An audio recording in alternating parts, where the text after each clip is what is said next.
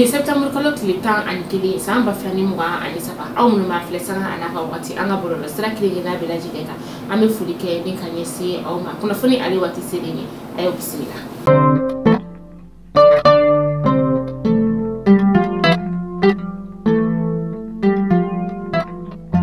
Fondamnya labi anga chama fanga jamana nyama no ye colonel Assimi Goïta ani Russie jamana nyama Vladimir Putin we nyon kuma nyonya sibiri tebene ne ga gustra ale fe nyon kuma nyonya mbola femika o de ye Russie jamana nyama aye folike kata siblake kanyeshi anga mamu bi no ni ulu kontora do machi wale tikila ma ulu ka bingane wale ola anga batuba o konna la sa aye o tasiblake ni nyeshi anga jamana maraba ale yorola sege sera fesa anga chama fanga jamana nyama no ye colonel Assimi Goïta afana ye folike ni nyeshi Vladimir Putin maka sababu yake kala filimi ni akera CS o konala oni o la sami ni oni era kukanga nyalita ka anga jamana o segala ni Vladimir Putin ale isinda oka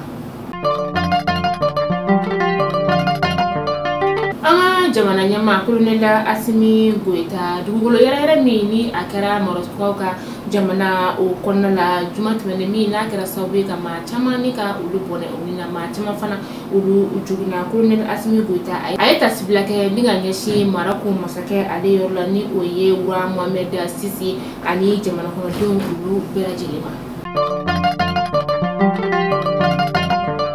colonel Abdoulaye Maïga ni ale anga jamana ministry ani ministre de l'administration territoriale au Fenedo ale ni ajenyoke ni oyelakana ministre no Daoud Ali Mohamedini uye kuna fundila unika ulu wele kuna fundila wele kunkera femi ore ka daw kloka ka fo ko femi buguna tige sebe lakana ni oye carte biométrique sécurisée ko ale ko ni bara bela jinin ko ne bana anga jamana fantan na ni bela jinin ko na la ani jamana ko kana ko ma ko ni seni wakati na ni ngata uba buguna tige sebe onka ulu labo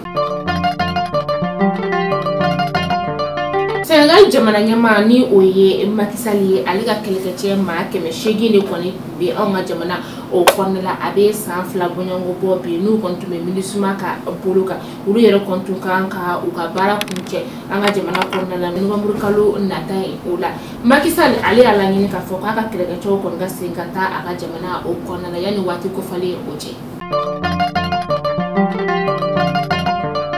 mouvement yera wono debout sur le rempart ma bani oye adama jarani be kwali ma ko ben le cerveau ale ka kiro ulu konikera anga sigida worona kiriso konela juma temeni septembre kalo cliché samba flani muga ani saba femi kon keleme anomine kun sababu ye ore ka fa ko akoni ye kuma fa kuma mini abe dankal anga jumana marabaka ulu ka sigi ola ore konela sa aka kiro koni ulu boldare no ga septembre kalo clita anani ma kono samba flani muga ani saba anga sigida worona kiriso o konala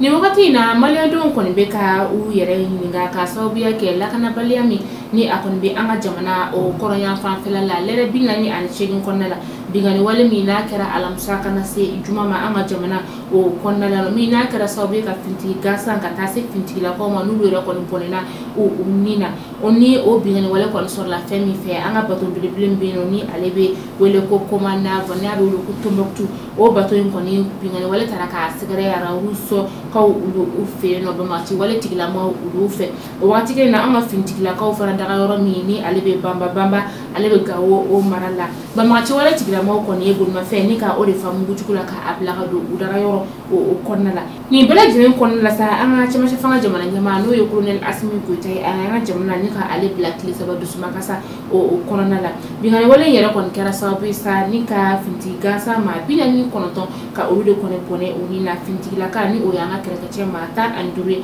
ulu kon fene tana anga kelekache kon kera sababu ni ga karoglen dinet la mama biduru bongo ka ulu fene pone unina mamu jogina anga fanfela la sa ulu kon tani ga tan le gawo la tan so ula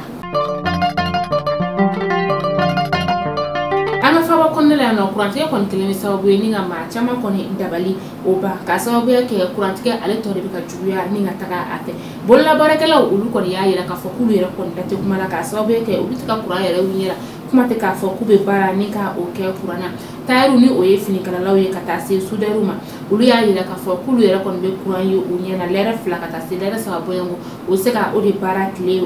kɔnɔna la n'o tɛ sibiri ale ni kari kɔni courant yɛrɛ kɔni o tɛ ye ɲɛ la kuma tɛ k'a fɔ k'i bɛ baara kɛ ni a maa dɔw yɛrɛ kɔni bɛ yen nɔ olu y'a yira k'a fɔ k'olu kɔni kelen don ka groupe ni ka o de san walasa u ka se ka baara kɛ ni a ye o groupe fɛnɛ taji fɛnɛ de kɔni sɔngɔ ka gɛlɛn min yɛrɛ kɔni u ka wari sɔrɔlen bɛɛ lajɛlen kɔni bɛ taa taji la o b'a yira k'a fɔ ko baara in kɔni ale gɛlɛyalen don kosɛbɛ u bolo.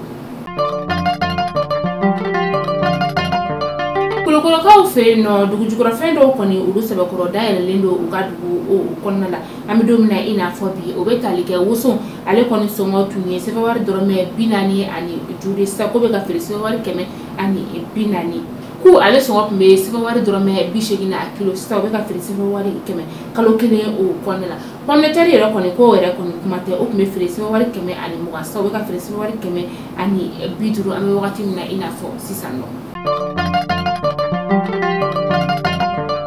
An bɛ taa dolanci ale bunakun kan 2023 an ka samata sɛgɛw kɔni olu ka dolantan kɔnɔna o la u ye kɔni ye Sudan du Sud ni ka o ba dɛmɛ walo 4 ani kanangolo an ka jamana o kɔnɔna nɔ kɛrɛnkɛrɛn sa an ka dolanci ba yɔrɔ bɛ yen nɔ ni o ye 26 mars kɔnɔna ye maa minnu kɛra sababu sa ni ka nin dolan ninnu ka alu don o de ye Ibrahim Kone Kamori Dumbiya ka taga se Nɛnɛ Dorlège o ma.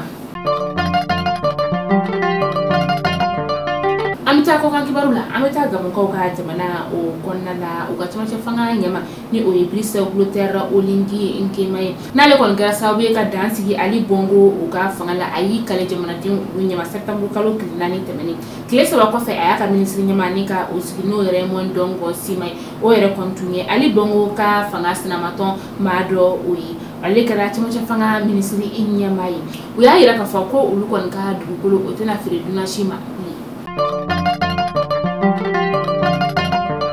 An bɛ taa Marokukaw olu fɛ yen nɔ dugukolo yɛrɛ kɔni kɛra Maroku jamana o kɔnɔna la wagati min na u ka jamana masakɛ ni ale kɔni tun taara Faransikaw ka jamana o kɔnɔna la a kɔni nalen Raba kɔnɔna o la sa a ye teliyala a ye fara ɲɔgɔn kan ni ka o kɛ fara ɲɔgɔn kan min ni a kɔni kuma bolila fɛn min kan o de ye dugukolo yɛrɛ min ni a kɛra u ka jamana o kɔnɔna la a ye jamana ni ka ale bila tile 3 dusuma kasa o la ka sababuya kɛ maa minnu kɔni bɔnɛna u ni na a ma bɛ t'i jɔ maa 1,370 la maa minnu bɛ yen nɔ ni olu joginna sa o de ye maa 1,204 o maa 1,204 na sa maa 721 olu de kɔni sɛbɛkɔrɔ joginnen don an bɛ wagati min na i n'a fɔ sisan.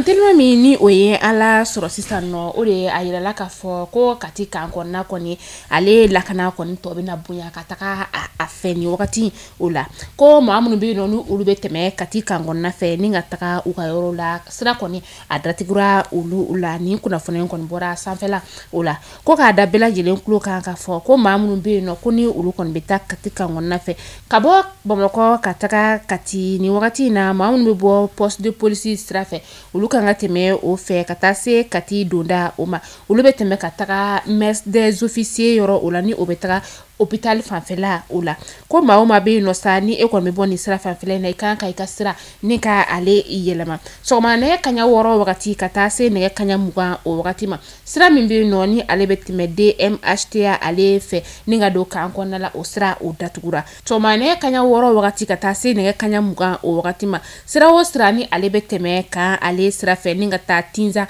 o siraw fana kɔni bɛɛ lajɛlen o tigɛlen don ni wagati o la ko dɔgɔkun laban kɔnɔna la ni o ye weekend ye ka taga se don minnu bɛ yen nɔ ni olu tɛ baara ka ti donda kɔni maa si tɛ don ale fɛ lakana sira o fanfɛla la k'a ladɔnniya k'a fɔ ko bolimafɛn sen 4 a sen 3 ni o ye katakatani ye ka taga se wotoro ma olu bɛɛ lajɛlen kɔni sen bɛ na ka to kati kan kɔnɔna la o wajibiyalen tɛ olu si ma bilen kati kan kɔnɔna kɔni ale ka lakana tɔ kɔni o bɛna yakubaya ni ka taga a fɛ an bɛ wagati min na i n'a fɔ sisan nɔ